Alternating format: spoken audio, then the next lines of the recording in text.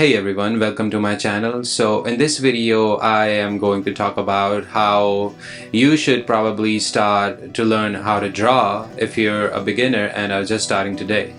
So when I do post on Reddit, sometimes a lot of people ask me how long have I been drawing for, and the answer is not really simple, as I've been someone who has enjoyed drawing since I was a child. And now, with the experience that I've had, these are the things that I would change if I were to start today. And the first thing that I would recommend that you should work on is your observational skill.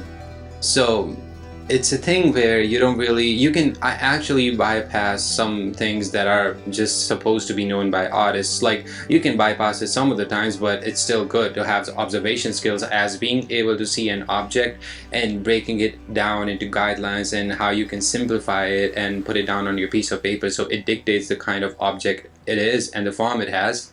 It's really the main foundation of whatever you're putting down on the paper. As if you don't have observation skills, forget about painting. You cannot even sketch with the correct proportions. So if your observation skills just suck, yeah, that's the main thing that you gotta improve first.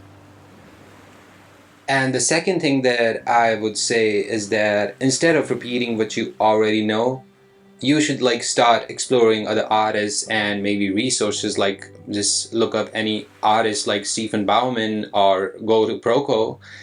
Just try to see what other great artists, what other better artists are doing and how they're figuring out their stuff. And it really helps, as if you're stuck in your own world, your own bubble, your own little workflow that you think is perfect. And I'm not even saying just see their work and just try to figure it out. No, you'll have enough YouTube videos where you can actually just even Stephen Bowman. Again, he's an incredible teacher, and he's literally sharing his thoughts and what he's thinking about, and even why did he make that decision.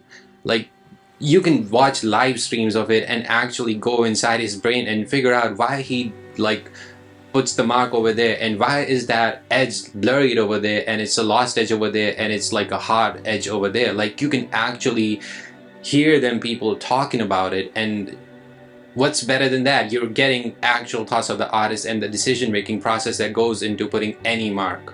And believe me, it sounds way easier than it actually is. As if you sit down with your own piece of paper and try to follow these artists, you will be fucking shocked.